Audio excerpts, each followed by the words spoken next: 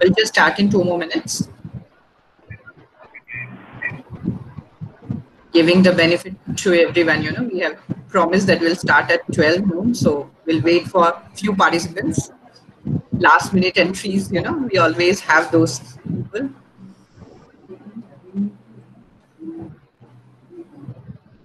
Just 2 minutes and then we'll start.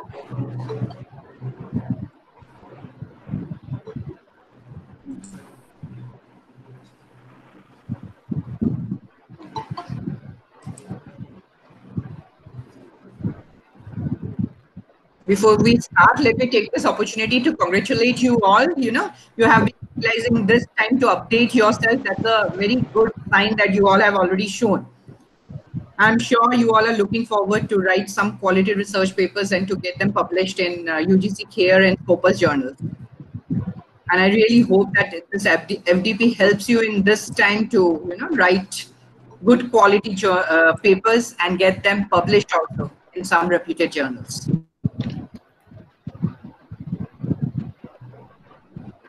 Good to see that so many are interested in upgrading themselves, especially in times like this, when most of the people are depressed. Like, it's kind of they are not realizing what to do. But it's a great sign that you all have taken this initiative to upgrade yourself. That is how it differentiate you from the rest of the crowd. A huge round of applause from my side to you all for taking this initiative.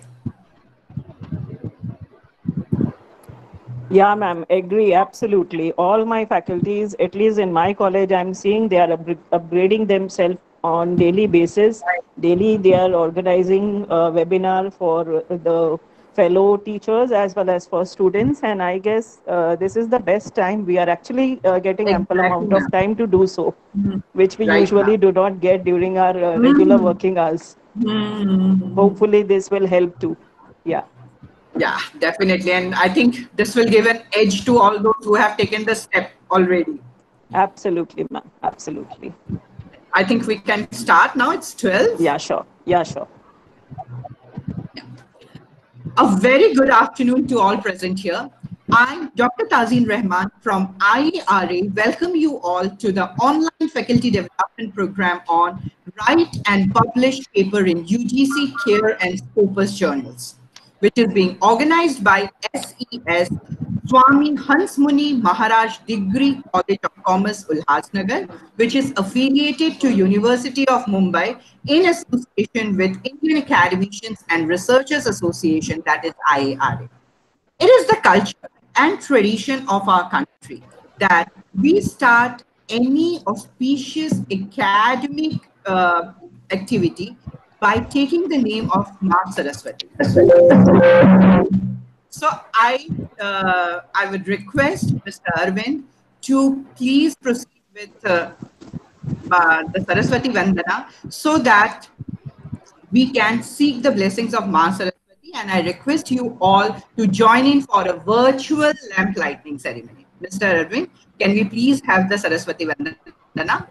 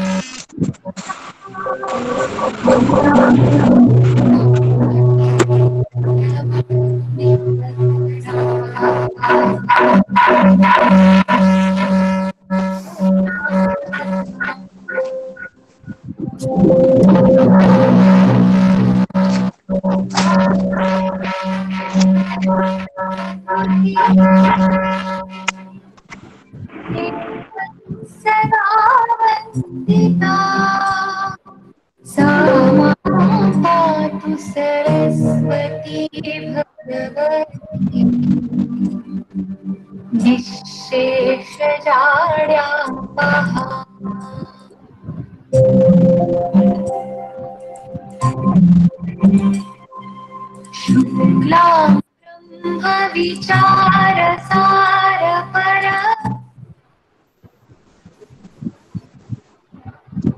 Thank you, Mr. Arvind. There had been a little technical glitch at the start, I believe, but fine. I think Ma Saraswati is with us and blessing us from above. I would now like to welcome Mr. Nand Jithani, Chief Patron of the Sindhu Education Society, and Ms. Rekha Thakur, Secretary of the Sindhu Education Society, who have been a pioneer in establishing the Sindhu Education Society. They have been adopting various innovative techniques with their immense hard work. Their excellent leadership qualities have taken the Sindhu Education Society to new heights. I would also like to welcome the principal of Saraswati Hansmukhi Maharaj Degree College of Commerce, Ulhasnagar, and also the convener of this FDP, Ms. Dipti Mishra, and the vice principal, Mr. Tanish Hazari, and Dr. Nani, the chief patron of the Sindhu Education Society, for conceptualizing this FDP and giving us a chance to be associated with them in organizing this FDP. Now I would like to request Ms. Priyanka Bhambare to deliver the welcome address. Over to you, Ms. Priyanka. Yeah, thank you, ma'am. Good afternoon to all. I, Professor Priyanka Bhambare, welcome you all on behalf of Sindhu Education Society, Swami Hansmuni Maharaj Degree College of Commerce. Sindhu Education Society, our parent body, is one of the pioneer institutions in Ulhasnagar, formed in 1948 and has 13 schools, 3 junior colleges, and 1 degree college and 8. Swami Hansmuni Maharaj Degree College of Commerce was formed in the year 2009. Within 10 years of span, college has more than 1,000 students and running various branches of commerce like BCom, BAF, BBI, BMS, and PG course of MCom. I would also like to welcome members of ERA, and that is Indian Academician and Research Association. It is approved under UGC. Basically, it works for promoting and inculcating research and development. 3 UGC and Cooper's journals are linked with them for ISBN and ISSN. I also welcome Tazeen Rehman ma'am, Anirudh sir, and other team members. Thank you, ma'am. Over to you, ma'am. Thank you so much, Priyanka. I will now briefly introduce you to IARA. IARA is Indian Academicians and Researchers Association. It is basically an educational and scientific research organization of academicians, research scholars, and practitioners. We share information about research activities, projects, conferences to our members. We also offer an excellent opportunity for networking with other members and exchange knowledge. We also take immense pride in our offerings to undergraduate and graduate students. Here at IARA, students are provided with opportunities to develop and clarify their research interests and skills as a part of their preparation to become faculty members and researchers. For any further details, you can visit our website, that is www.iaraedu.com. Now I'll just tell what all are associated with IARA. We have 3 journals which have high impact factor. This is the International Journal of Advanced and Innovative Research. Then we have International Journal of Research in Management and Social Science. Then we have International Journal of Research in Science and Technology. We also have membership. We provide membership, and once you became a member of IARA, you can avail attractive benefits up to rupees 30,000. This is just a sample of how a certificate of membership look like. This is a certificate for a fellow member. This is how a life member certificate looks like, and this is how a member certificate looks like. Then we are very pleased to inform you all that IARA had organized its first International Dissertation and Doctoral Thesis Award in September 2019.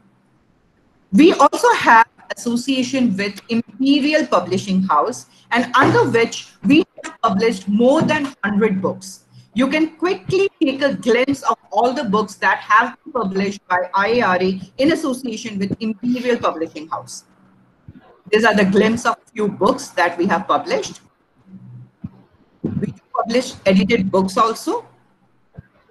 You can turn your thesis into a book also. So these are a few glimpses of around 100 books that have already been published by IARA in association with Imperial Publishing House. Okay. And for getting further details, you can always visit our website, that is www.iaraedu.com. People are still admitting, so just give me a second so that I can admit a few more people. Yeah. Yes. We have more than 100 participants who have already joined in, and people are still joining in. Just give me 2 more seconds so that those people who are joining in, let me admit them.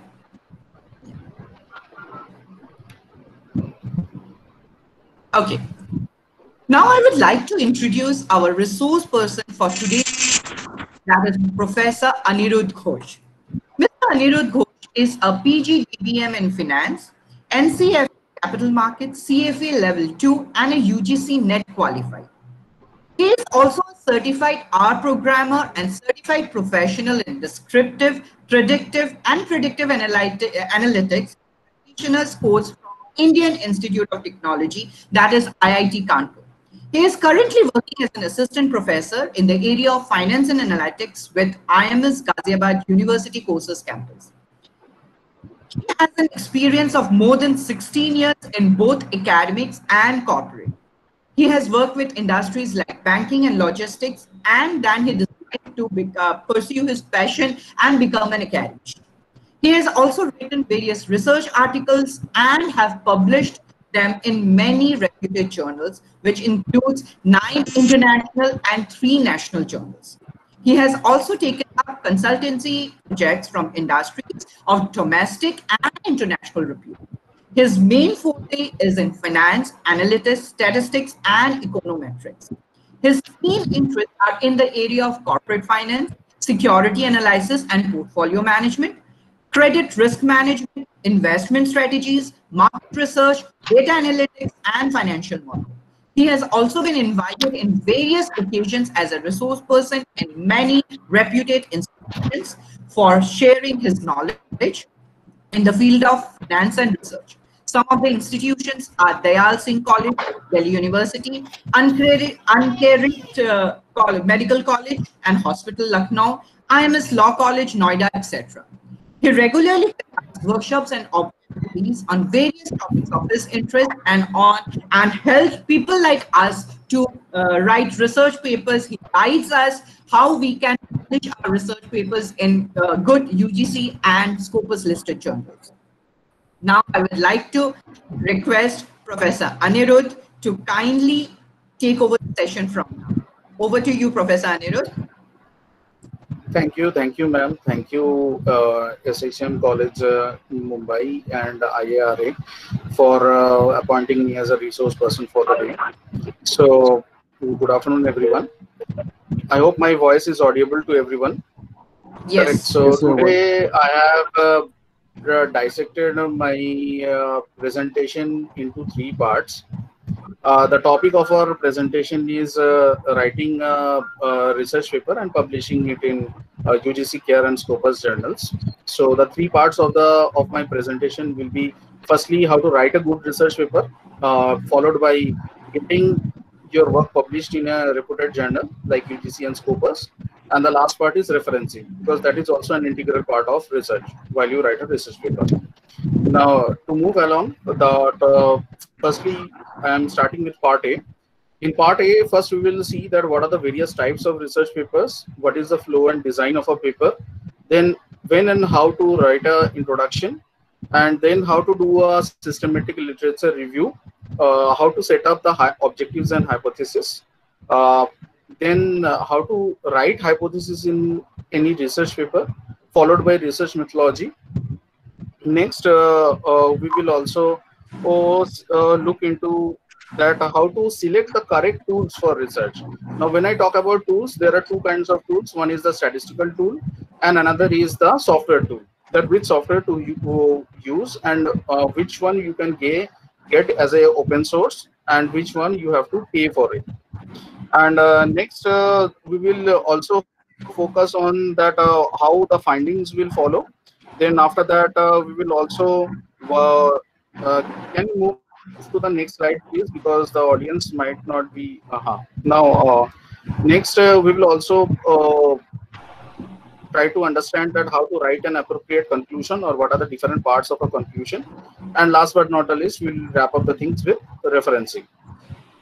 So, firstly, what are the different types of research papers which are currently present in Indian context and as well as in the international context as well?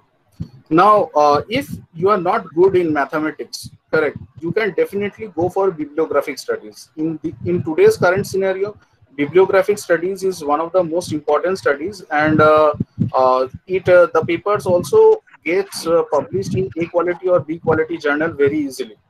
Now, what is the definition of a bibliographic study? It comprises of the normal literature review along with some software analysis. For example, you can do some text mining of your literature review. You can also do some analytical work in Excel also to show that how many authors are more cited or not, which is the country where the most research has been done. So these kind of studies 5 or 4, and you present the paper in reputed journals like UGC and Scopus list.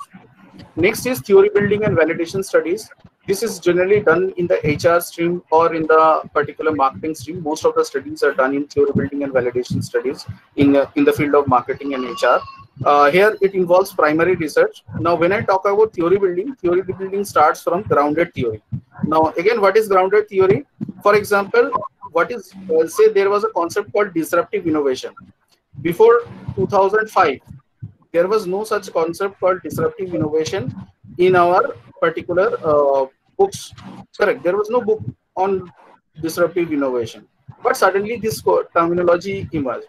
Now, to understand or to form a definition of disruptive innovation, first we need to go to the IT experts. Now, after going to the IT experts, we ask some questions in a structured or an unstructured format and try to ask them that what do you think about this particular term called disruption. Then they give their opinions, their thoughts. Now, once we jot down their opinions and thoughts, then we try to analyze that what is the commonality in between each and every sentence what they have spoken. Now, once we get that, we form a theory. We give our own additions that, okay, this person, according to this person, say disruptive innovation means that some innovation which is taking place in a very unfrequent or in an unstructured manner. Correct. So this way, somebody is presenting in between. I will request not to present. So once we come to know about this particular theory, then we can form a structured questionnaire again. Now, once we form the questionnaire, then again we go out to the field, and yes, the PPT material will be emailed to each one of you. I will request Dr. Tazeen and Professor Akhtar to share the PPT with everyone, so that the particular resource, all the members can have a hands-on view of the presentation. Correct?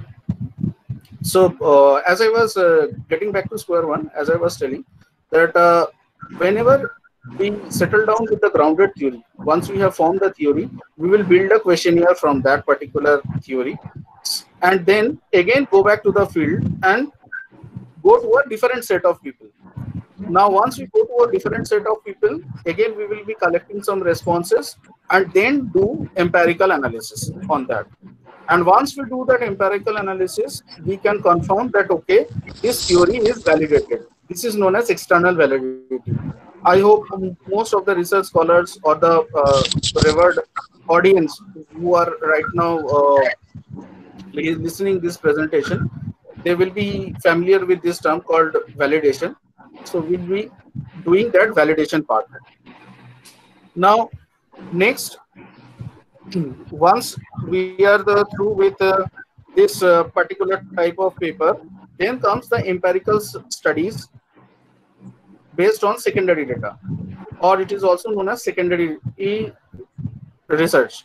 Now, when we are talking about empirical studies, mostly financial studies are comprised of this kind of empirical papers.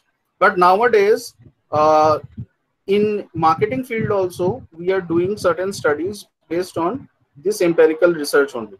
For example, we get Twitter data, correct? We get Facebook data, and we analyze that data, convert all those Twitter feeds and Facebook feeds into texts, and convert those texts into quantitative figures, and then analyze and build up a paper from that. So that kind of studies are also available nowadays. Next, we have meta-analysis paper. In meta-analysis paper, we at least conduct a literature review or a holistic review, we can say, according to the context of the study, for at least 30 to 35 years. There, the number of references should at least amount for 300 to 400 in a meta-analysis paper. And then we can build those papers, because those papers take a lot of time. Correct. Whenever you start writing those papers, they will take an ample amount of time. You need to construct all those materials in an Excel sheet and then transform. I will show you that how I have done my literature review in one of the papers. So you will have a clear-cut idea that while I was preparing the literature review, how I have done that. Now coming to the next particular slide, flow and design of a paper or a thesis. Now, the flow of a design or a thesis starts with the abstract, introduction, next followed by review of literature, research methodology, findings and discussion, conclusion, disclosure statement, next funding information, next data availability disclosure, and last but not the least, ORCID item. Now, there is a clear-cut distinction between writing a paper and writing a thesis. One should understand that first. Correct. A paper is a different ball game and a thesis is a different ball game. Because you write a paper and get it published within a year or within 2 years.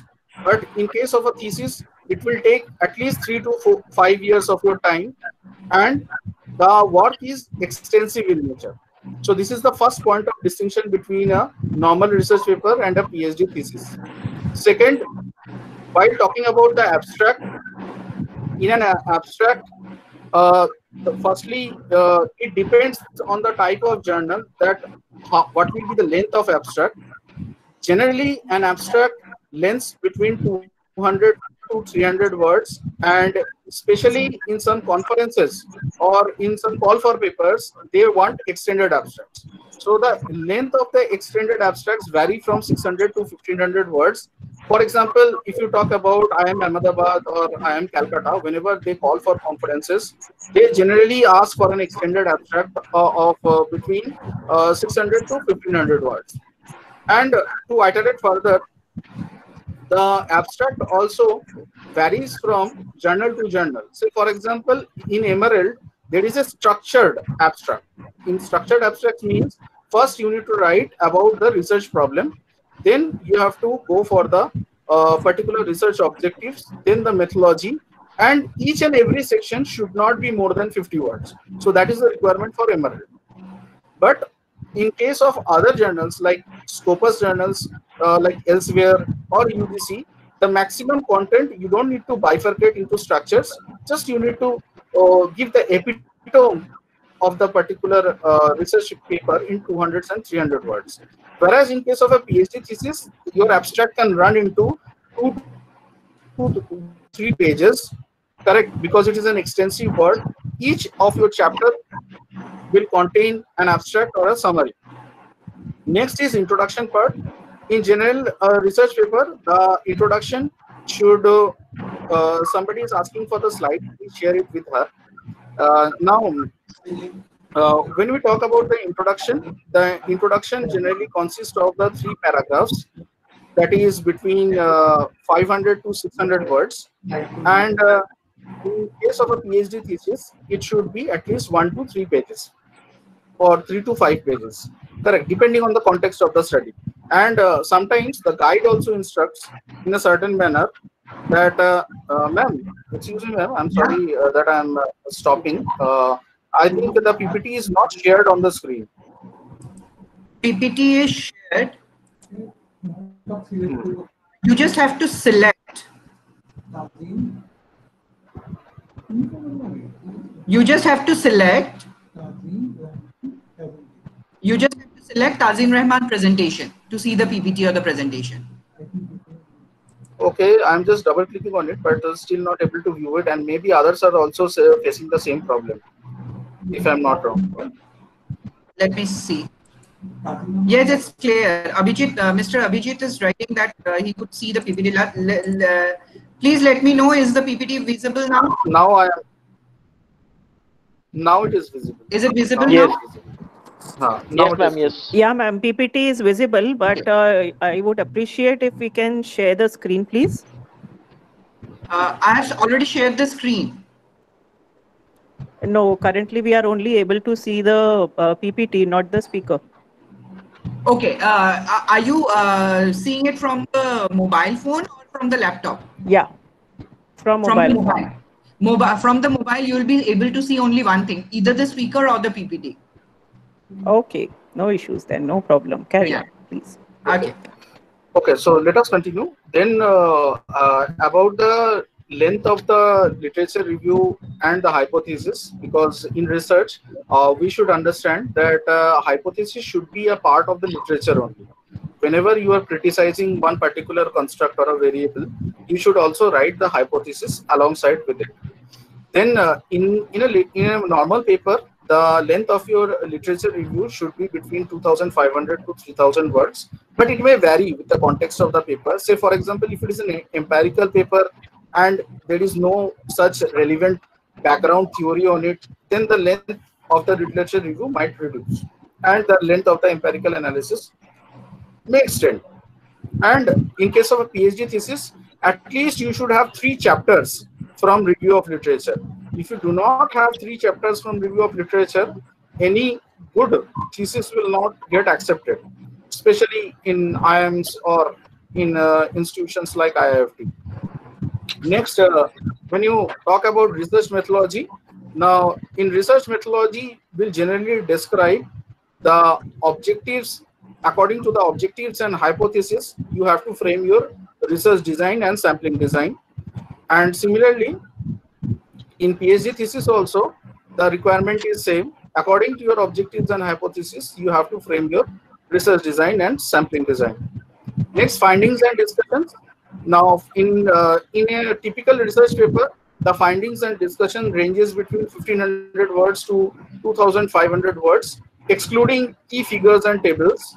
Now, one point I would like to add, and I will request all of you to note, that while making these key tables and key figures, okay, you can copy and paste the output from any software and paste it in your research paper. But in case of tables, you should be very careful. You cannot just copy the particular table and paste it in your research output. What you need to do is, you must customize your own table. You should prepare your own table. Only the key results should be included and then pasted into the research paper. Whereas in case of a PhD thesis, the particular findings and discussions will be quite long and narrative, because each chapter will have a different set of findings or a different set of particular analysis. So that's why it is quite long and narrative. Next slide, please. Next, coming to the conclusion. Now, the conclusion has actually 3 parts. First is, you should mention your key findings. Key findings means the most important finding of your research. Then followed by your implications. Implications means that how your study will be applicable to other areas. For example, I am writing a paper on, say, bankruptcy. Correct. Now the outcome of my bankruptcy research is that there is this much amount of firms which are going to get bankrupt. Now I can recommend this to RBI, that this many number of banks can get bankrupt. Similarly, I can also say to other industries that in manufacturing industries, this much amount of banks or this much amount of companies can get bankrupt, and the government should make a policy that if the debt level rises after a certain extent, the quality as well as the quantity of debt, then definitely government should take a restrictive action that this company cannot no longer borrow any debt, and it should be included in the policy statement as well. So in short, I have recommended it to the banking system. Hello, yes, somebody is asking something. Okay. Next, hello,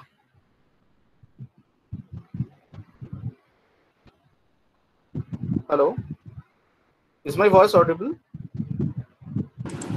Yes, yes, your voice is Yes, audible. sir, absolutely. You're audible. Okay. Yes, sir. Audible. So I have recommended it to three parties. One is the government, second is the RBI, and the third is the manufacturing companies. So this is the implications. Next comes the limitation of my study. Limitation or gap are very close to each other.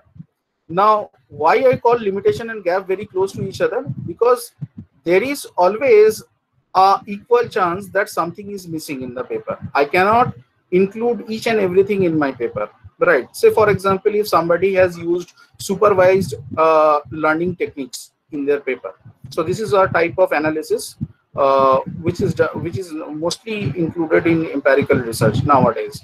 Now, if somebody has not used supervised learning, one of the techniques of supervised learning, so this is another scope. This is a gap. So for example, you have used you are doing a study on stress, and you are also trying to compare it with work level of employees. Now you have excluded top management employees because you cannot get access to top management employees. So here in the gap, you can easily say that, okay, we have done it with middle level managers, but we have excluded top management. So in our upcoming research, we can also include top management also into consideration. Now, in a research paper, it is mandatory to write a conclusion and having all these points covered. In any good journal or article, you will be asked to present in this fashion only. Next, in PhD thesis, I cannot talk about the private universities, but definitely all government central universities and IITs, IIMs always prefer conclusion in this manner. Next comes the disclosure statement. Now, in order to explain disclosure statement, so for example, you are working in a pharmaceutical company, correct? And you are involved in drug research. But after you have retired from the pharmaceutical industry, now you are doing your PhD and you are using the same data.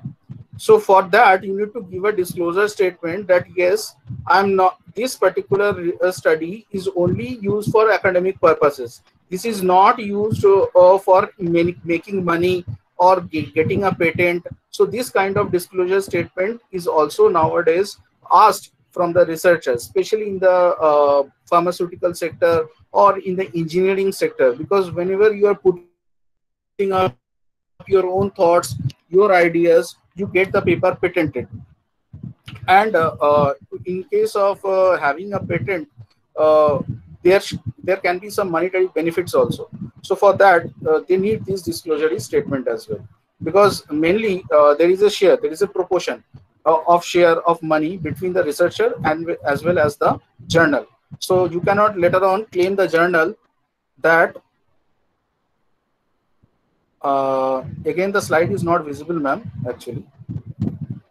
So again slide is not visible. Just hold on. No. Is it visible? No, not yet. No, ma'am. It's not visible. Okay, here we are also.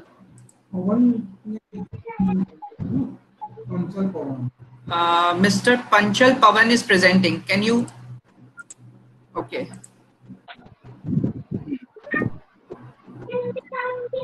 Just a second. Again, request everyone to kindly not to present. Is it visible now? Yes, ma'am. Yes, yes, yes, it is visible. Now, next is funding information. Now, once you get, sometimes your research is also funded by your institute or by any corporate agency.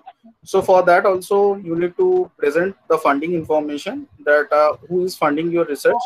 If you don't have any funding information, then you just say that there is no funding on this research. This is the self effort of the authors itself. Next is data availability disclosure. When you are talking about the data availability disclosure, it also talks about that where you can find the original data. Say if you are using a direct hyperlink from RBI, then you can give that a particular hyperlink. Or if you are using some database, you can also give the link of the database also, like CMIE, Prowess, or Bloomberg, whatever database you are using, or Factiva. And last but not the least, it is the ORCID ID disclosure. ORCID ID disclosure, what does ORCID ID actually means? ORCID ID, in simple words, is an ID which is required to submit your research paper in any good journal. Correct. So ORCID is actually a society through which you have to submit your papers, and from that particular ID only you will get identified as a researcher. Correct. So in case of a paper, or in case of good papers, all these things are very, very necessary. Except for data availability disclosure, it is only essential for empirical studies or validation studies, else it is not required. In thesis, all things nowadays are compulsory, because slowly with the passage of time, these all disclosures are adopted by IIT, as well as Indian Institute of Foreign Trade, as well as IIMs, FMS. Everybody is adopting these disclosures now, and slowly I think private universities will also adopt these disclosure policies. Next, please. Now, the most essential part, how to write a literature review. Correct. This is where you should start your paper. Everyone should start their paper from writing a literature review. Correct. In case of a bibliometric review, that is a theoretical review combined with some software analysis, your literature review word limit should be between 3000 to 3500. In case of a normal research paper, which includes empirical work as well, the word limit should be between 1000 to 2500, as stated earlier. In a PhD thesis, you should at least write 3 chapters, and those 3 chapters should get published in any either of the UGC care list or in the Scopus list. All these 3 chapters should be between 15,000 to 30,000 words, okay, or whatever is prescribed by your guide or by the university. And last but not the least, in a meta-analysis paper, you need to review at least 30 to 35 years, and the particular size of the paper must be minimum of 5,000 to 7,500 words. And it can be greater than that also, depending on the type of study you are doing. Next slide, please. Now, how would I get some good quality papers? Correct. Now, for getting good quality papers, the first one, Google Scholar, it is an open access, and you can easily obtain free papers, download any papers. I will show you in the slides that how to get papers. Next, Scopus, Emerald, Violet, Taylor and Francis, JSTOR, InterScience, Sage. These are the popular journals, and in science, Nature is also one of them. So I have excluded Nature. So from a management point of view, these journals are very important journals, and you have to cite these papers from these journals only. Correct. These are very good, you can say they have very solid databases, and you need to purchase them. Probably your institution has purchased some of these. So you can get paper from these particular databases, and they will be very good for your research. Next, Next slide, please. Now I'm moving my cursor. Shilpa V, please don't present. Others will be not able to presentation.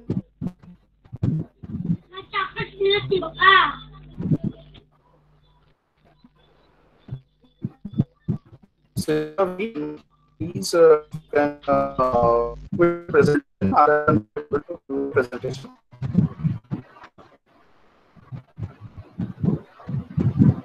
Okay.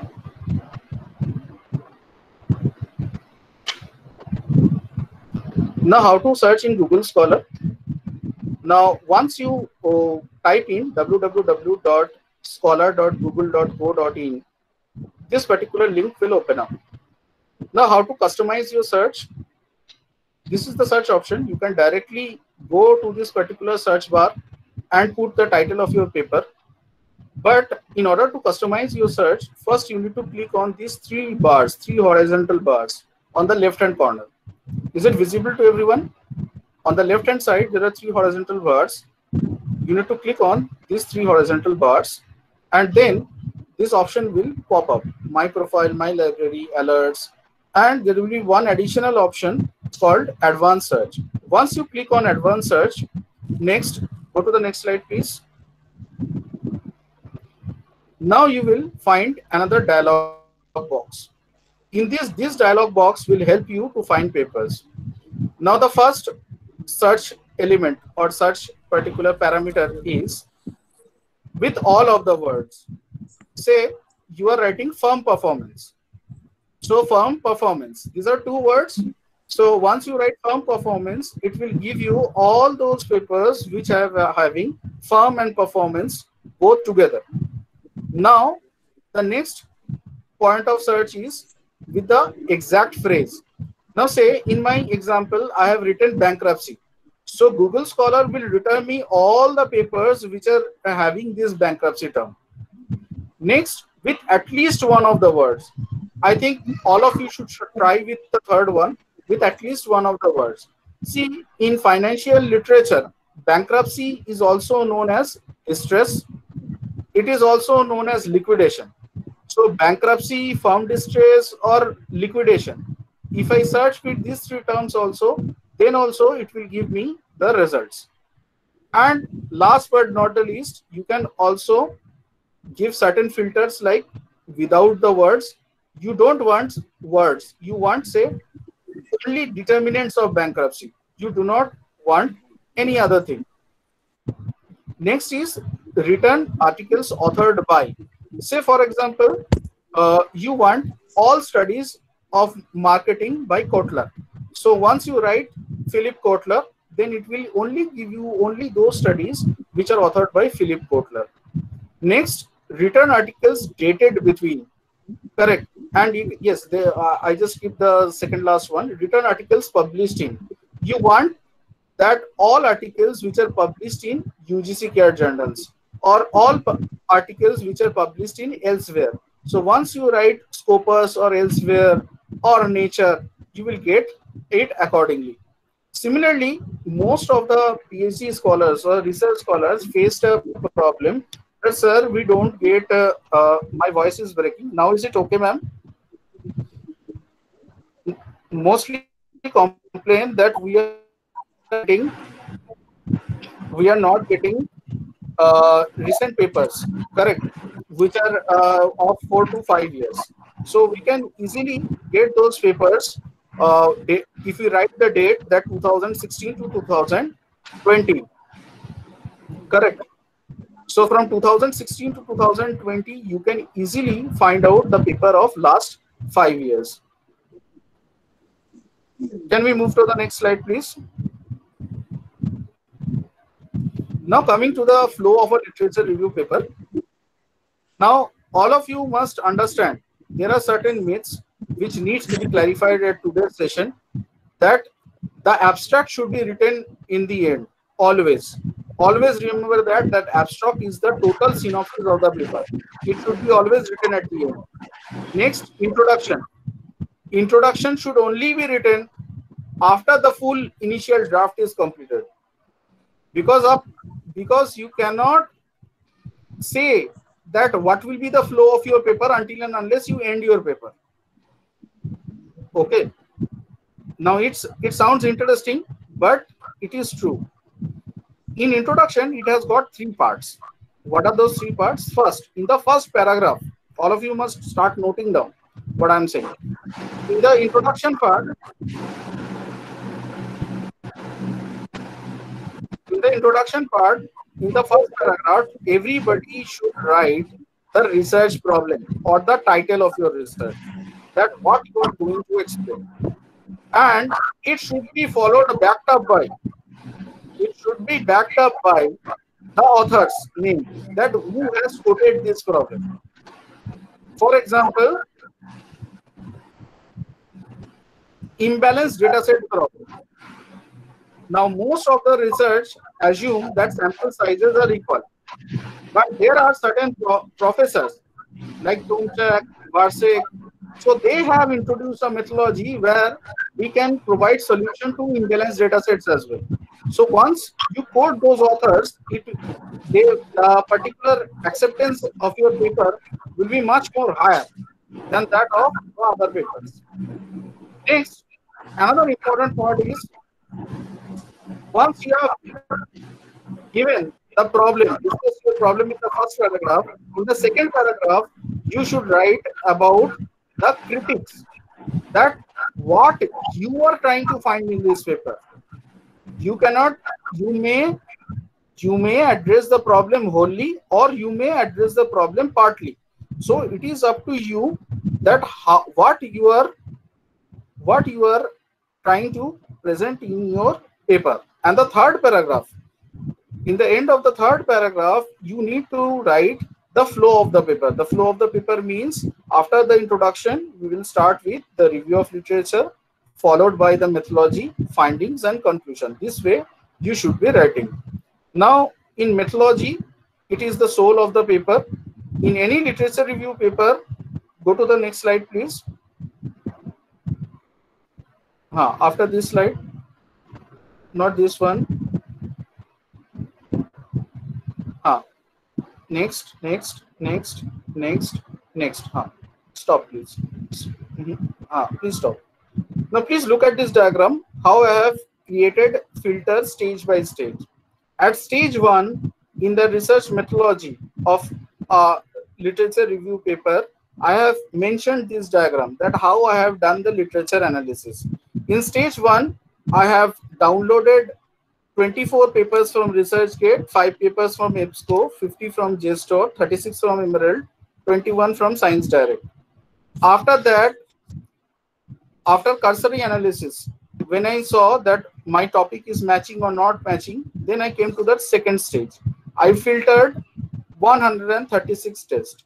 After 136 tests, I excluded some papers because maybe there are certain variables which are not according to my choice, or they are not related to the industry which I am looking for, or the test subjects are having some wrong results, there are some dubious results, the sampling was not adequate. So I have mentioned the reason also. And at last, I have also mentioned finally how many papers in which context I have come through. That is, I have collected 30, finally read 30 papers on firm performance studies. Next, 16 papers related to bankruptcy studies, 4 related to bankruptcy literature, 20 studies I have got on empirical studies on bankruptcy, and 10 studies on bankruptcy related policies. So these 80 papers, I have done my literature review. Now please go back to the previous slide. Now, always start the review of literature.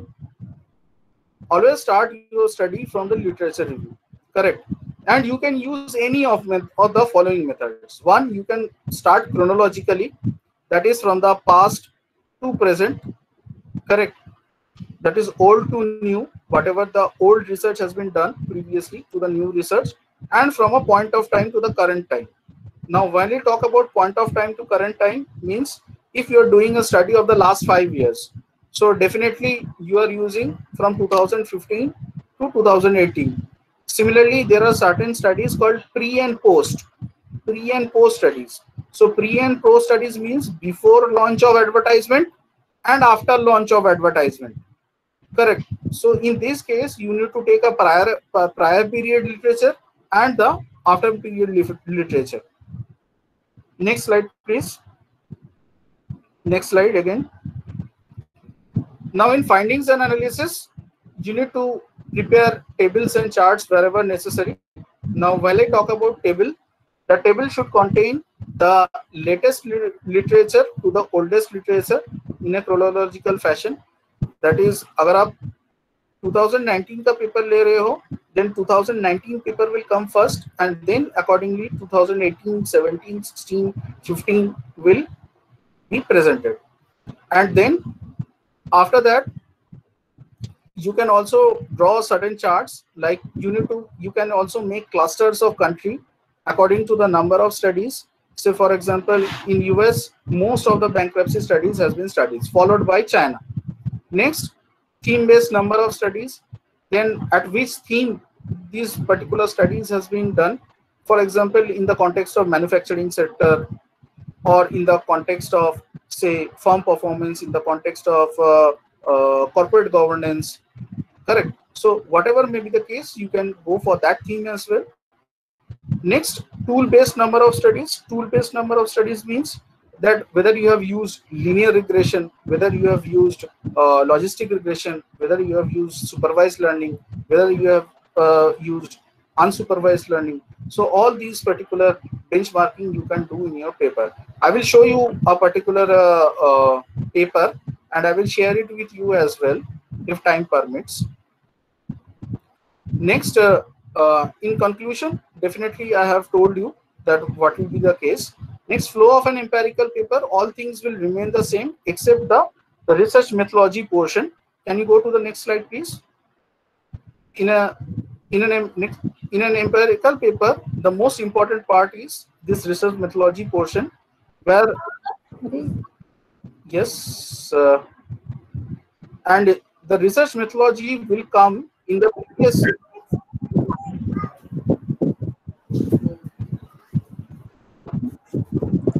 Just a second. Requesting everyone to kindly mute their mics, please.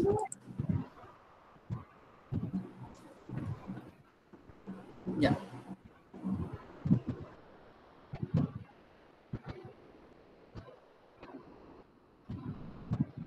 Now one should remember that in a literature review paper, the research methodology comes just after introduction. But whereas in an empirical paper, the research methodology comes after the literature review.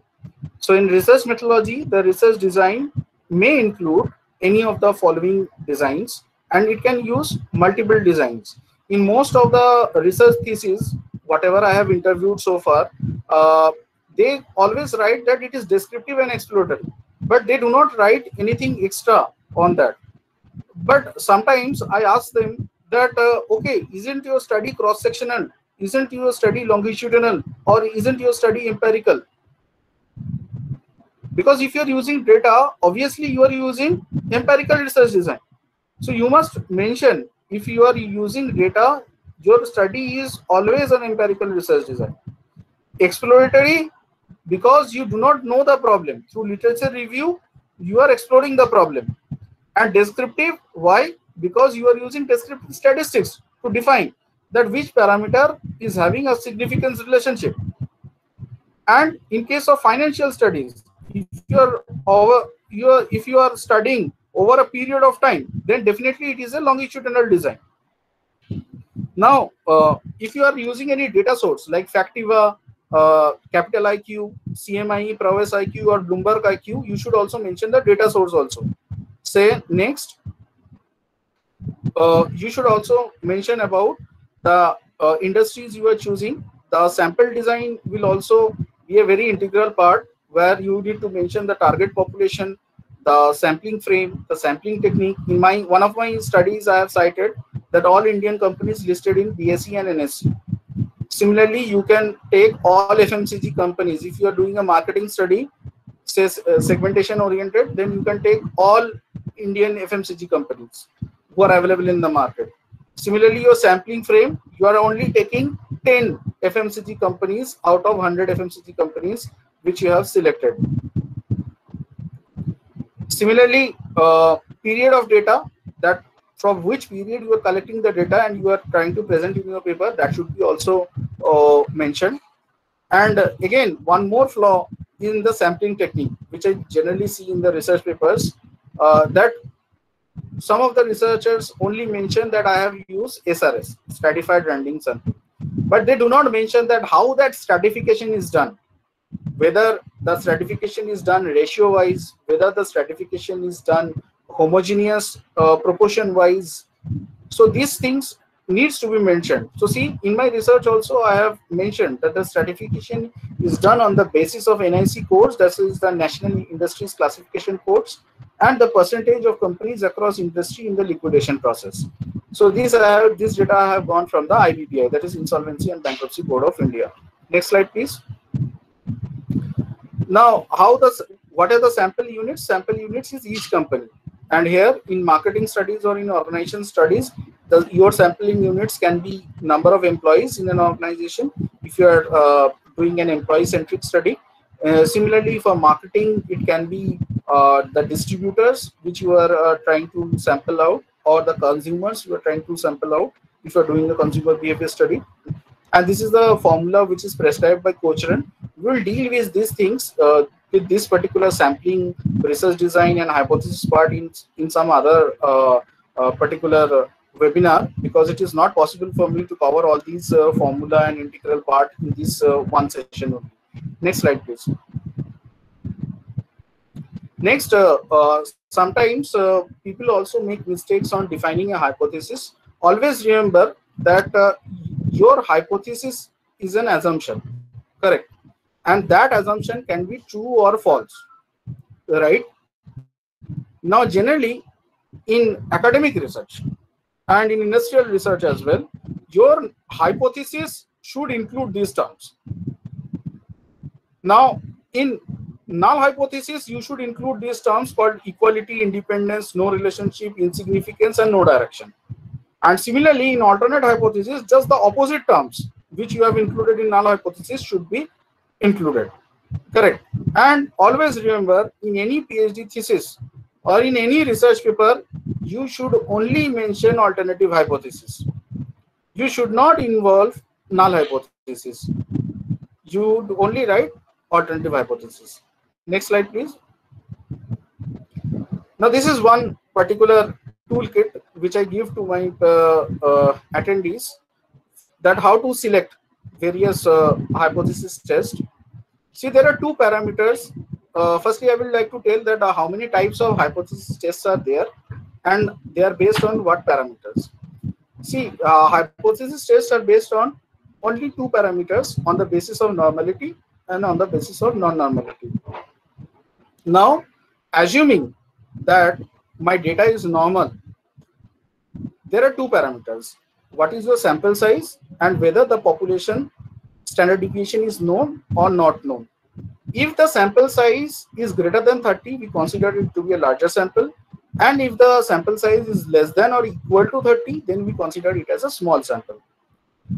Irrespective of the fact whether the population standard deviation is known or not known, and if the sample size is greater or a larger sample, then we will always follow Z-test, correct? And similarly, if n is less than or equal to 30, and if the population standard deviation is not known, we will only select t-test, correct? And see, the formula is same in each of the cases. Formula is same. The only thing is there is only one change. So in order to understand hypothesis testing, you just need to remember this table. Once you remember this table, everything will be easy for you. And this is for one sample. We are taking only one sample from one population, correct? Similarly, there are other techniques also. This we will cover in another webinar. Next slide, please. I have given one case study also. So, for example, a researcher selects for one sample test of means. Participants, be attentive. You need to answer this question. A researcher selects 25 students randomly and wants to claim that the mean height of the students is 165 centimeters. Is the claim true? This is your research problem. Okay. Now, one hypothesis, as I have stated earlier, that the mean height of the students is equal to 165 centimeters. Remember, in null hypothesis, we have written equality statement and the word equality, and in alternative, there is a typing error. The mean height of the students is not equal to. There is a small typing error. The mean height of the students is not equal to 165 centimeters. See, the not equal to sign is there. Now, tell me, all respondents, that which kind of test will we follow? You have seen the table. Can we go back to the previous slide, ma'am? Yeah. Now you are viewing the table. Which test we should follow? Yeah, excuse me, sir. I think it will be the Z test one. No, it is not the Z test, ma'am. Now go back to the question, please. T test. It is will be the T test. Very good. Very good. It will be the T test. Why? Now see, a researcher selects 25 students randomly. So what is your sampling procedure? You have selected random sampling. Second, 25 students. So what is your total sample size? Sir, actually in T test there will be 30 sample size, right, sir? T test is also called as a student test. Correct, sir. Correct, sir. See, that student test is just a name, but actually we have to follow the T test because the sample size is small, firstly. Second, if you look into the question, the population standard deviation is also not known. Go back to the question, please, ma'am. Ma'am, see, the mean height is given as 165 centimeters, and rest no data is given about the population standard deviation, right? The population mean is given to us, but the population standard deviation is not given to us. So hence, as clear cut from the table, my n is 25, which is less than equal to 30, and my population standard deviation is not known to be. As simple as that, we need to select the T test. Next slide, please. So this way you can select your hypothesis test as well. Next is, I have also mentioned a ready reference for ANOVA and ANCOVA also. Now, what does ANOVA means? ANOVA means analysis of variance, and ANCOVA means analysis of covariance. So if you insert a C in between AN and OVA, it will become ANCOVA. Now, what is the basis of understanding ANOVA? Now, if it is one-way ANOVA, firstly, there are three variables which are related to ANOVA. One is the dependent variable, next is the independent variable, and next is covariate. Now, what is a covariate? Covariate is also an independent variable, but which has a direct or indirect relationship with the dependent variable. I am repeating the definition. Covariate is an independent variable which has a direct or an indirect relationship with the dependent variable. Now, in case of one-way ANOVA, there is no role of covariate. There is no covariate which is involved. But in case of dependent variable, firstly, the dependent variable should be one. There should be only one dependent variable. It should be continuous in nature. That means it should be in a ratio scale. Next, in number of independent variables, it should be only one. In some of the books, it is known as groups. In some of the books, it is known as categories. In some of the books, it is also known as levels. Okay. So that particular independent variable should be categorical, or they should contain groups, or they should contain levels. For example, in my example, I have taken that test scores of students, that is the marks obtained by students, is also influenced by their level of education, that is high school, UG and PG. And you can easily see that whose marks are varying more. Generally, in statistics, we see that the high school student is scoring a much more larger percentage than the UG and the PG student. Correct. So there, the test score will have a significant impact. Similarly, in two-way ANOVA, the number of dependent variables remains same. It is one only. But in case of independent variable, it becomes two. That means there are two categorical variables. In my example, I have given, say, number one, gender, and number two is level of employees. Now we all know that stress is a very integral part of any organization or any human being. We all take stress, correct? And irrespective of the gender, almost the stress level is equal. Even we can say that females are more stressed than male because they have to also support their family as well. So we can also see that whether the stress level is more in male or females. And similarly, we can also check that is stress also related to the level of employees, that if the employee is a senior manager, he is having what kind of stress level? If he is a middle level manager, what is his stress level? And if he is a junior level manager, what is his stress level? And again, there is no role of covariate in two-way ANOVA. Similarly, in n-way ANOVA, again the number of dependent variable is one only, but there are n groups or n categories. But I will request everyone that if you are going for ANOVA, you should always go for not more than 4 to 5 groups. If you take too many groups, then it will be very difficult for you to interpret the results, and might be you can end up in some wrong assumption or wrong calculation. Okay, next slide, please. Similarly, in case of one-way ANCOVA, now here the role of covariate comes. For example, another example I am giving, that sales is dependent on the type of salesman and also a particular variable which is continuous in nature called advertising budget, because advertising budget is also related to sales. So I told you in the definition of a covariate that it has a direct or an indirect relationship with the continuous variable.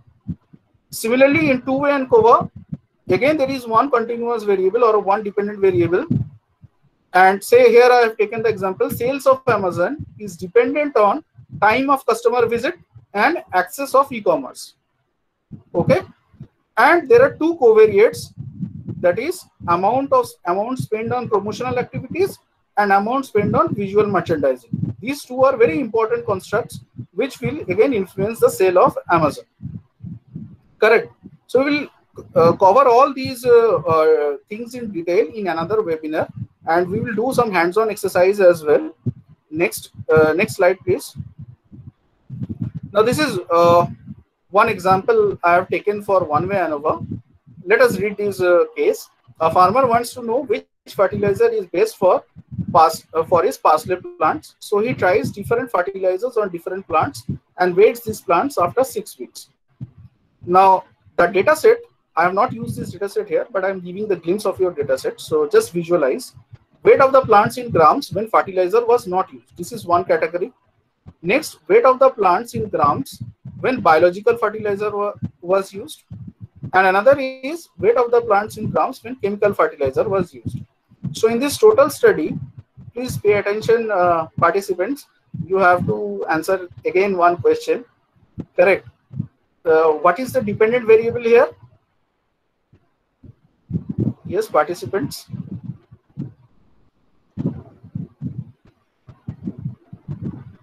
Hello. Am I audible? So plant. So weight of plant. Weight of the plant. Weight of plant. Weight of the plant. Yeah, weight of the plant. Weight of the plant is the correct answer. This is my dependent variable. And what is my independent variable? Fertilizer, sir. Yes, very good. Type of fertilizer. It is not fertilizer, it is type of fertilizer. Type of fertilizer. Correct. This is my independent variable. So how many dependent and how many independent variables are there? Type of fertilizer. Now my third question is, what is the number of independent variables and what is the number of dependent variables? There are 3 types of dependent variables. No. Independent variable. Independent. So 3 types of independent variables. One dependent and 3 independent. Yeah. Now Correct. Okay. Now please mute. Now I will explain. Please mute. I will explain now. Just try to see the data set. Correct. Whatever I have described in the data set, weight of the plants is consistent. Just look at the weight of the plants in grams, weight of the plant in grams, and weight of the plant in grams. This is consistent in all 3 cases. Correct. So this is my dependent variable. Only one independent variable is there. Correct. And independent variable is also one. But there are 3 categories here. What are those 3 categories?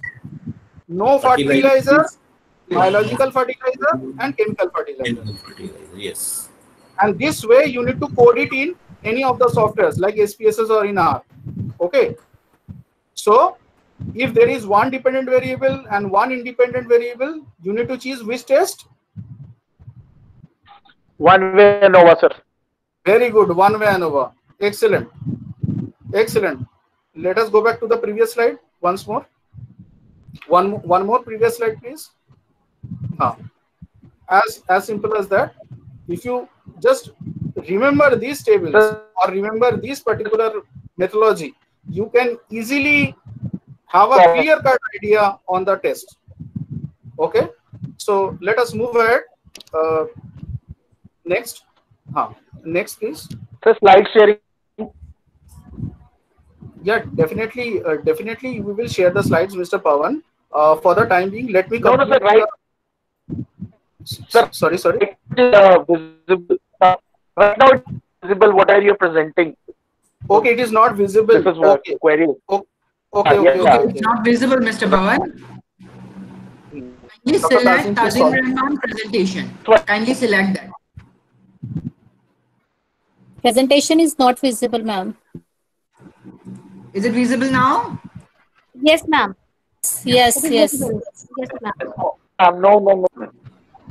Mr. Pawan, is it visible to you now? No. Hello. Yeah, Professor Anirudh, I think you can carry on. Can I carry on? Yes, yes. Please carry on. Okay. And please, all of you mute your mic, please, so that we can have a clarity on the voice. Okay. Now selecting the correct tools. Now here, sometimes many of us get confused that whether you have to use only one kind of a software or whether you should go for how many number of variables. Generally, in any paper, it's all about multivariate analysis, right? We hardly do any univariate analysis. And while talking about software tools, I will specially recommend all the participants not to waste your money. Correct. Always use open source software which are both acceptable to industry as well as in the academic research. So let us see which are the tools. Next slide, please. Now for any statistical analysis, MS Excel is an evergreen tool. Okay. And here academic as well as industry acceptance is always there. Next, some of us use the pirated version of IBM SPSS and Amos plugin. This is also academically well accepted and industrial acceptance is also very good. Then we have SAS, that is statistical applications in social sciences. The previous slide, please. This is also accepted in the academic world as well as in the industry. Next, we have Python. Python is accepted both in the academic and industry. It is highly recommended. For industrial purpose, it is used highly. Next, Stata, then R, eViews, and there are other packages as well. So I will highly recommend all of you to use MS Excel, Python, and R for any statistical analysis because this is proven to be accepted in academics as well as in the industry. Next slide, please.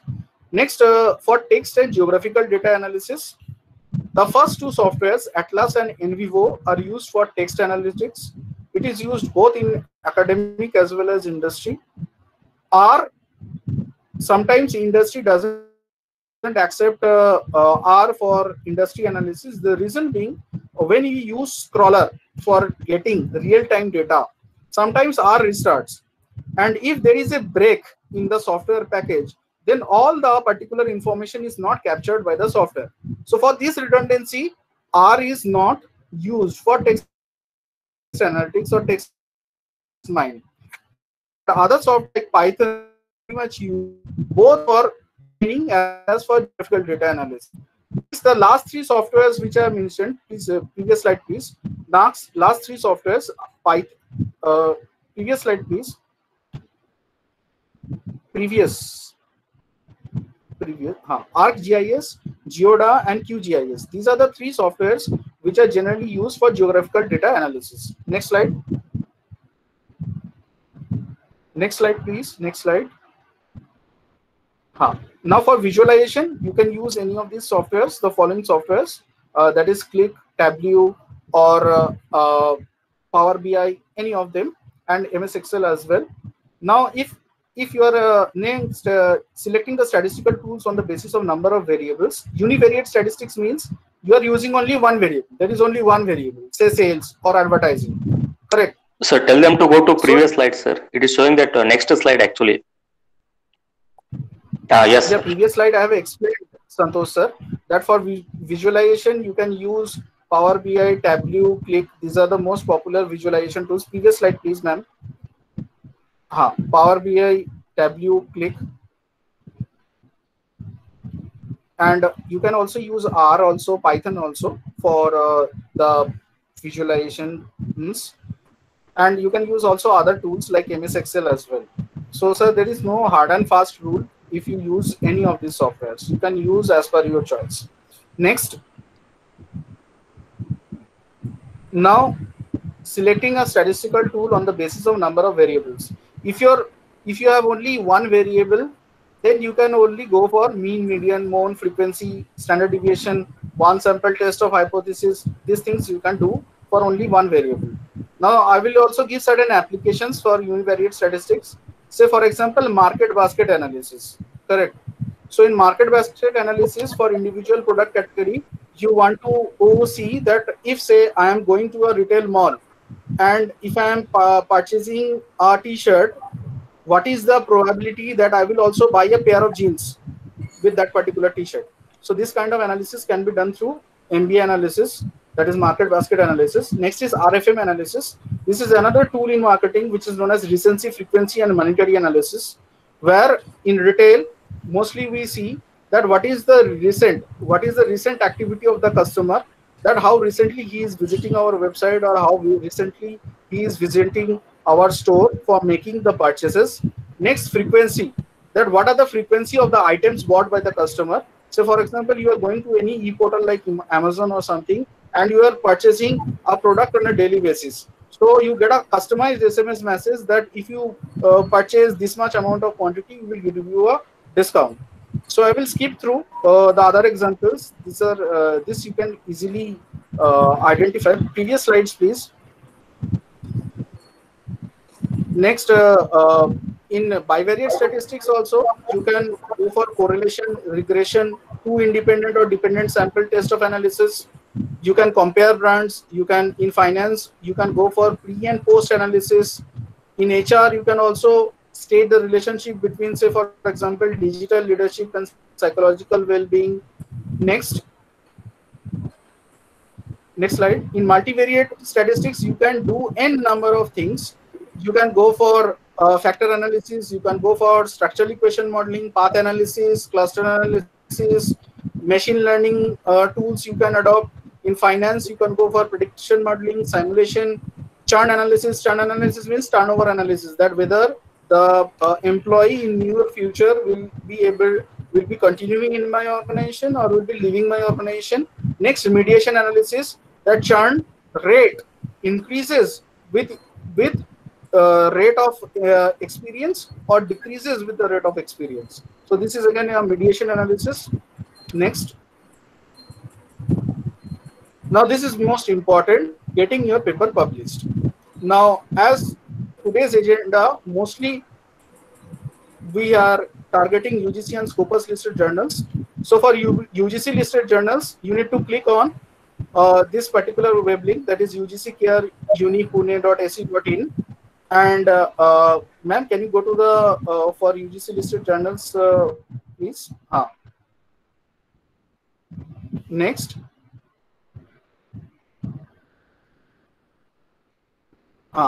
For UGC Care list, this will be the particular website, correct? And here you need to log in first. After login, you will be getting this particular page where you need to select. The next slide, please. Now in select, you can select the ISSN number or by title or by publisher. So in ISSN, you have to give the ISSN number. Next slide.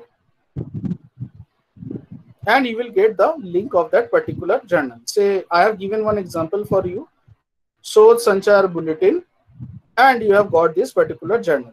Now once you click on this view button on the action column, under the action column there is a button called view button. Next slide. Once you click on the view button, you will get the details of the journal. Right, next slide. Now if you do not know the ISSN number, and it is quite impractical for any researcher to know the ISSN number. So in order to know the ISSN number, what you do after login, you click on this search button, that UGC Care List Group 1. You click on UGC Care List Group 1. Once you click on this search button, which I have highlighted with an oval shape. So once you click on this search button, next slide,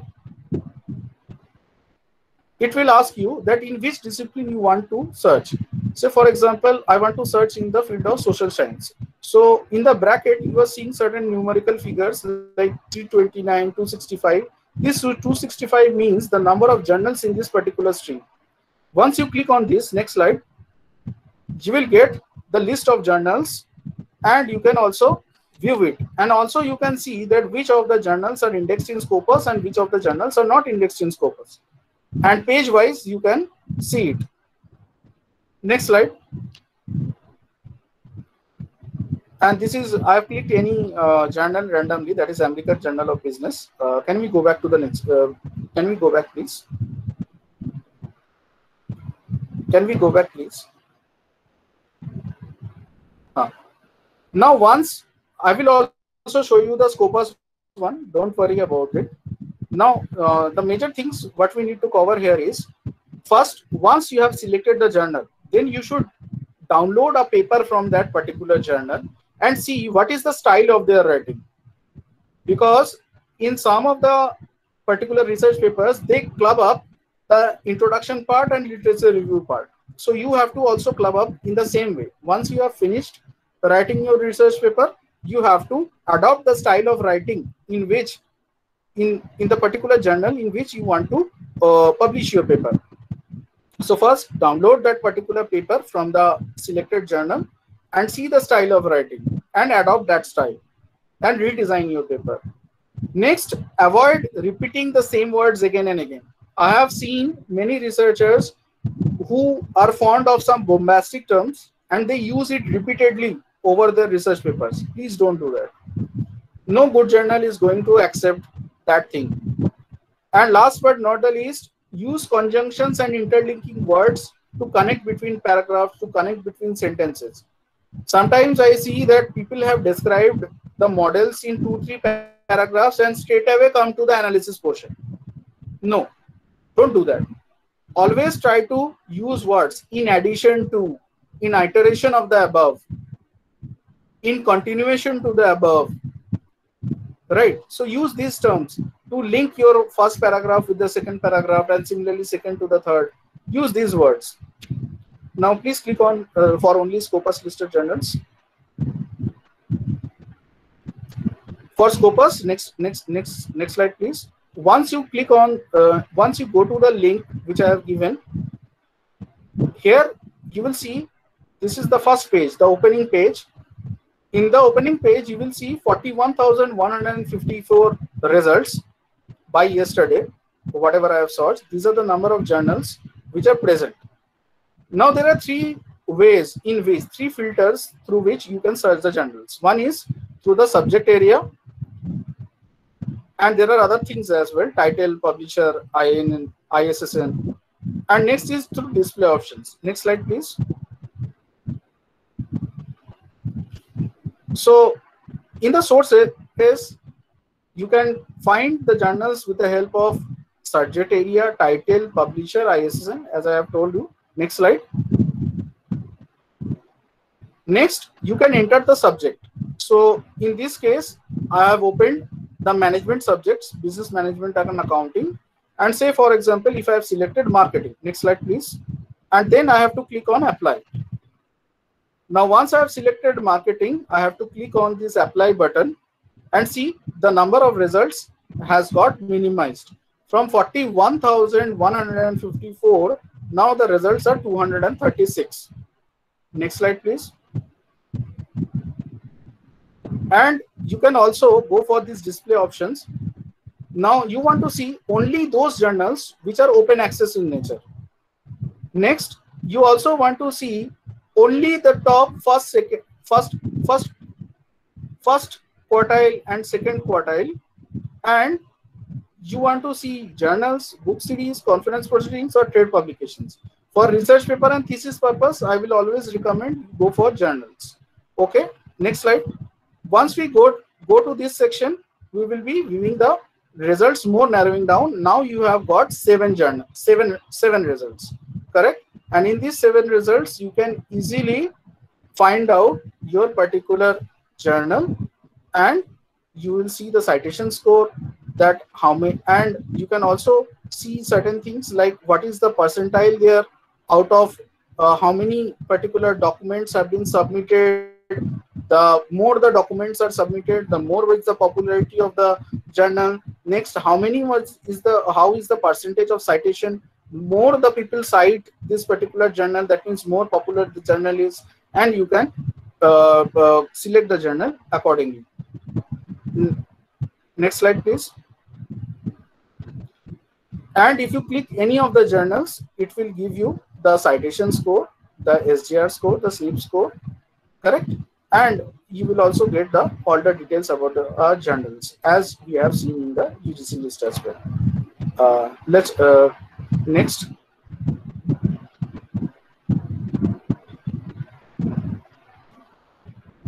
Now we are coming to the last part of our presentation, that is referencing.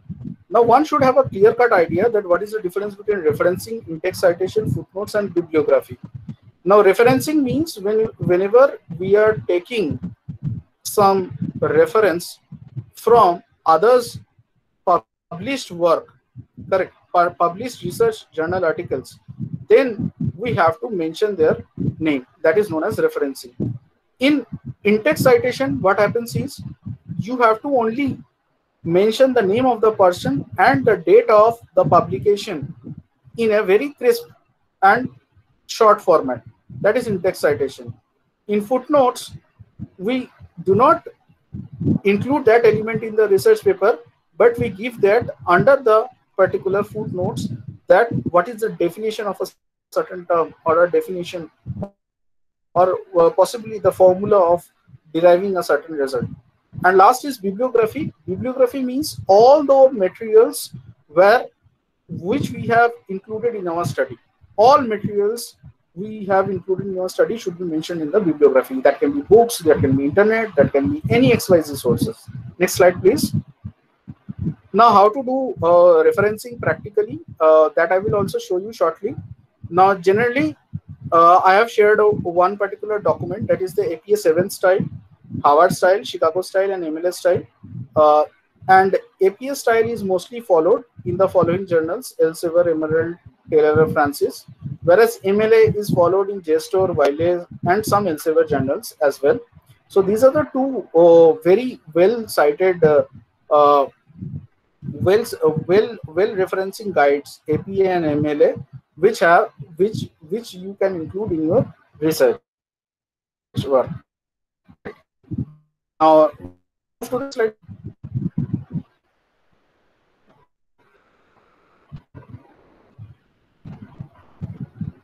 Now, again, if you log into scholar.google.co.in, then you can see that there is a double inverted comma. Once you have selected any topic of your research, say marketing, adoption, or consumer behavior, anything.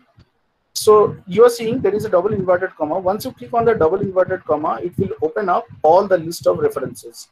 It can be MLA, APA, Chicago, Harvard, Vancouver, any of the things. You can easily copy them and paste it in your research. So your research work will get very easier, right?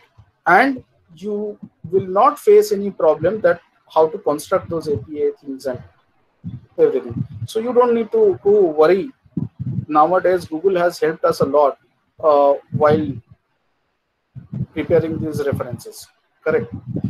Next slide, please. Now, this is the list of some free UGC journals. Once you get the slides, you can get the link of these free UGC journals. Can you go to the other slides as well? Please keep running the slides. Next. Next. Next. These are some unpaid Scopus journals. You can refer these journals. Correct. Next. Next. Next. Now, I hope we can take some questions now, if I'm allowed to do so.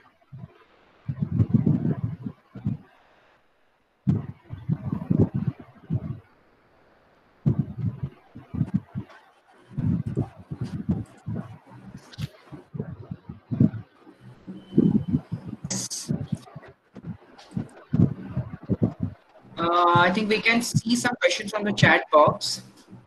Okay, so I'm addressing one by Abhijit one. Patel is asking. Yeah, Abhijit Patel is asking for research paper publication. Is hypothesis compulsory? Is No, hypothesis compulsory? See, if it is a literature review paper, then hypothesis is not compulsory. Correct. Hypothesis is not compulsory. In a literature review paper, as I have shown in my slides, you can give in conclusion about the gaps of the particular studies, and that will be sufficient. That gaps will, in a further research will be considered as hypothesis. In literature review paper, you don't need to take any hypothesis. Next question. Hello, sir. Hello. Yeah. Myself, Dr. Rajneesh Kumar Pandey. I am from Vishwakarma University, Pune. Okay. Hello. Thank you, sir, for your presentation. I want to ask one thing, sir. Sir, where to put research questions? Can you please differentiate? Actually, we are very much confused when we are writing introduction at where to put the research question and where to put the hypothesis. Because sometimes what happens, objective is very, very much important for research. But there are some people who are telling that no, if you are writing objective, you have research questions also. Sir, so whether if we are writing, so there are two things we should understand. One is whether you are writing a paper or writing a thesis. Firstly, if you are writing a paper, first see the type of journal in where it is written. The general flow is that once you present your main problem, your problem is the research gap only. Correct. You please provide your research gap in the introduction only. Okay. Here you have already stated that on which area or which particular gap you will be working, and then elaborate that gap only in your literature section and give the hypothesis. Okay. Okay. That is how it is done. I will share some sample papers which are already published by some of the very good authors. There you can have a very clear-cut idea that how those papers are written and how they have presented their research problem. And what about research questions? See, research questions are generally presented in the hypothesis sections only, because whatever will be your objectives will be your research will be generated from the research questions only. Say your broad question is you want to see the linkage between firm performance and say corporate governance and firm performance, right? Now see, firm performance is a very terminology, big structure, and corporate governance is also a very big, you can say, terminology. Now in corporate governance, there is one variable called the board size, right? Now you want to see that what will be the impact of board size on the firm performance. This can be one of your questions. Similarly, you want to also state one more, you can say, objectives, that I want to highlight the role of gender or the diversity of, you can say, board in firm performance. So this way you can frame your questions. Your questions are nothing but your objectives, and from objectives only you frame your hypothesis. Right. So Mr. Shankar Kumar Mukherjee, he is asking, in bibliography writing, which is the most common trend of writing? Is it APA or the MLA form? Mostly it is APA. So mostly can we? Excuse me, sir. Can we go for APA 6 or APA 7, sir? For the bibliography? Sir, you can. Sir, it is best to adopt the latest styles only, because the more updated you are, it shows that what is your confidence level in the field of research. Sir, I need to ask you one question. Yeah, Yes, Mr. yes, sir. I need to ask you one question. Mhm. How much plagiarism is applicable in journal? Generally, in good journals, in Scopus Index journals like Elsevier, Wiley, or the journals which I have mentioned in my slide, Taylor and Francis, it should be less than 5%, sir. Thank you, sir. Session was very good. Thank you, sir. Yes, there was one question. Anju Jangra has asked that, sir, impact factor is very less in UGC care listed journal. Should we consider the UGC care list impact factor or not? Anju ma'am, my answer to you will be, you can follow UGC care list 1, but do not go for UGC care list 2, because most of the journals in UGC care list 2 are bogus journals. I'm sorry to say that openly, but they are very much bogus in nature. You can go for the Scopus listed journals because they have a very good impact factor. Always try to go for the unpaid journals, and you can also follow the ABDC list of journals as well. Though it is not a part of discussion in today's presentation, but still I will assisting you that you can go for a ABDC list. So all the journals in the ABDC list are very good and they are widely accepted. So you can go for that.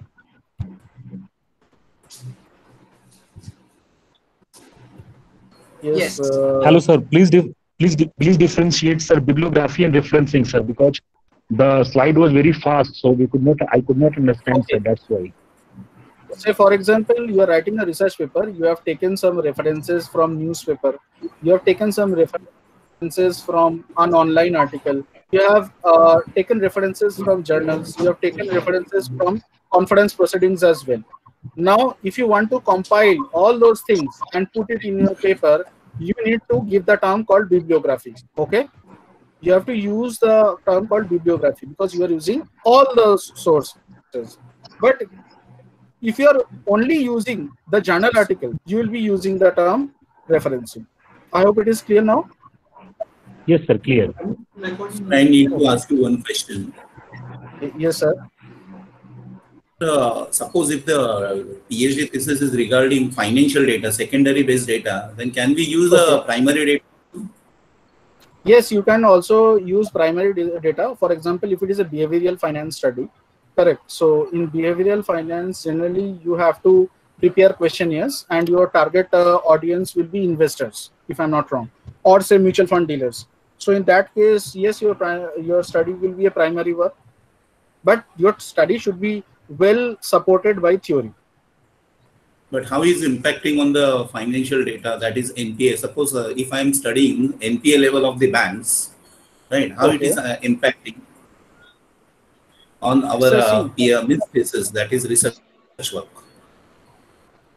Sir, firstly, I need to understand that how you are trying to correlate things, that is NPA, and between relationship between the tendency of loan takers. Say, for example, if you want to try to establish a hypothesis that what is the particular probability of default between the various categories of loan takers, say various term loans. So if that is your question, then you need to ask individual investors that what is the average period of loan you have taken, and then do ANOVA on that and get the results. Right. So it is primary as well as secondary, because NPA information you can only get from bank. It's from the secondary sources. But whereas the customers. Hello. Yes. Yes. Hello. Good afternoon, sir. Yes. Sir ये के लिए sample paper कैसे लिखें general का, please बताएं. Sorry, I cannot get your question. Your voice is breaking, ma'am. Actually. Hello. Miss Maya, we couldn't get your question. Can you just repeat it? आप एक बार दोबारा repeat करेंगे अपना question, please? हाँ मैम, मुझे sample paper देखने हैं general के कि कैसे लिखूं. अच्छा, हेलो सैंपल पेपर आपको देखना है। ओके, आप यहाँ पे scholar.google.co.in में लॉगिन कीजिए। जी सर। हेलो हेलो आप जी सर, scholar.google.co.in जी scholar.google.in में please आप log into login that code। ठीक है, तो जैसे ही आप उसमें लॉगिन करोगे, अब वहां पे आप अपना एरिया ऑफ स्टडी लिखिए प्लीज। जैसे मैंने सर्च करना सिखाया आपको, लेफ्ट हैंड साइड में देखिए हॉरिजॉन्टल 3 लाइंस है। 3 हॉरिजॉन्टल लाइंस पे आप क्लिक कीजिए एंड क्लिक करने के बाद वहां पे एक डायलॉग बॉक्स आपके पास आएगा एंड वहां पे आपका जो भी एरिया ऑफ स्टडी है, उस एरिया ऑफ स्टडी को आप वहां पे लिखिए please.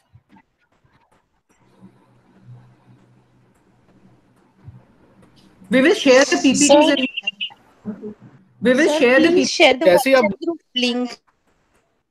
Yeah. We are sharing the WhatsApp group link. It has been shared. Hello. Already shared in the chat box. Sir. Okay, thank you. हाँ जी।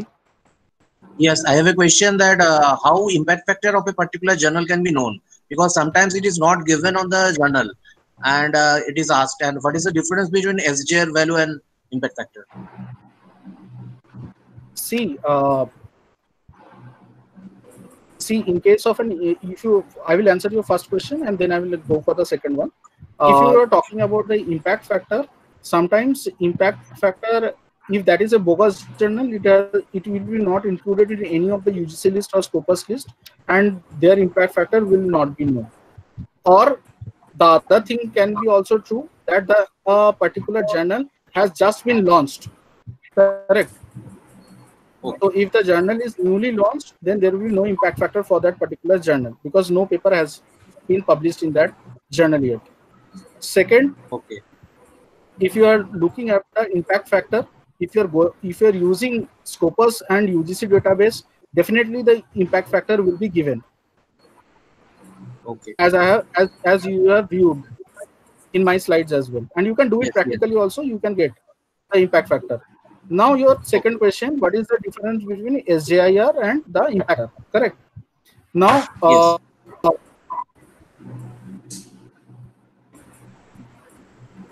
now when we talk about impact factors, that how many times, correct, that particular journal has been cited. Okay. Yeah. And how others, in which frequency that particular study has been referred by other authors as well. Correct? This is the main definition of an impact factor. Whereas SJIR, can somebody tell me from the audience what is the particular definition of SJIR? I request everyone to turn on their videos so that we all can see all the participants now. Keeping your mic mutes, turn on your videos, all of you. Yeah, excuse me, before I would like to ask one question, please. Yes. Yeah, though it is not, we didn't focus on that. I would like to ask a question regarding the master's dissertation. Yes. Mostly there are some controversies regarding the background of the study, significance of the study, statement of a problem when it comes to master's dissertation. So, sir, I would like to ask you, well, can we exactly include these three things: background of the study, significance of the study, and a statement of the problem when it comes to dissertation, master's dissertation? Yes, definitely you can, because I told you that it depends on your guide also, that what he or she instructs you. Because each and every university has a protocol, has a set of defined protocols. As you have said, a master's thesis is completely different than that of a PhD thesis. So here, background of the study means you are doing a literature review only. The only changes. Yeah. Okay. Right. Here I'm just focusing on the introductory part. Yeah. Yeah, I'm focusing on the introductory part. If you are focusing on the introductory part, then you must mention your research topic, first 3 lines, then followed by your research problem, and why this particular research should be done. that should be a clear justification in the following paragraph. Correct. Say for example, if I am doing a study on bankruptcy, right? So I am telling that in an economic sense, bankruptcy is a very in a current scenario, bankruptcy is a very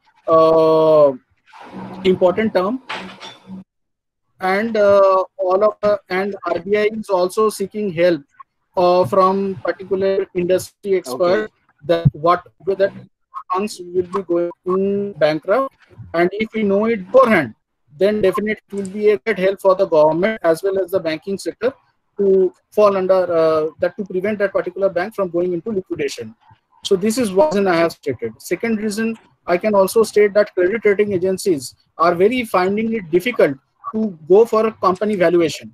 Now is it okay, Mr. Santanu? Sorry, Sanjay Bhattacharya ji. So now, once you state these reasons that why these studies are important, then it becomes very good chance of you to get your study published in a good journal. You have to mention 3 to 4 very valid, strong arguments that why this research is necessary. This is also known as novelty of the concept, that why this concept is novel, why it needs to be studied, and what is new, what others have not done. So these are the few things which you should include in your introduction to make it interesting for the researchers to go through your article and get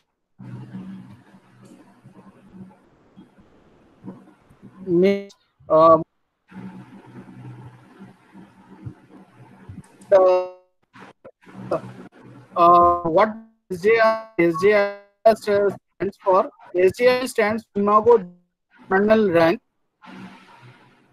A particular website called Schimago, you can go. I hope somebody asked me the difference between AIR and impact factor, right? In SGI, Schimago journal ranking, Schimago index journal ranking, SJIR.